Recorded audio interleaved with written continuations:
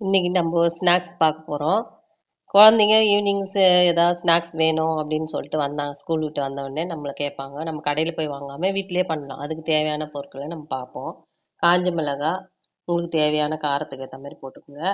மிளகு, சீரகம், மிளகட்டி, பச்சை பயிறு, பூண்டு ஒரு 10 பல் எல்லாத்தையும் சேர்த்து குறைப்பாக அரைச்சி எடுத்துக்கோங்க.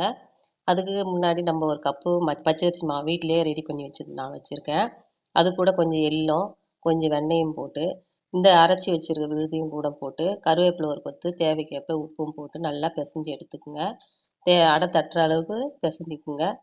நம்ம வீட்டில் வச்சுருக்க பாமாயில் கவரோ இல்லை இலையோ இருந்தால் அதில் வச்சு தட்டி நீங்கள் எண்ணெய் சூடு ஏறினோடனே மிதமான சூடில் போட்டு பொன்னிறமாக வரட்டுன்னு எடுத்து குழந்தைங்களுக்கு கொடுங்க. ரொம்ப அருமையாக இருக்கும். டேஸ்ட்டும் வேறு லெவலில் இருக்கும். நம்ம சேனலை மறக்காமல் ஒரு லைக்காவது போட்டு விடுங்க உங்கள் பொண்ணான கைகளை.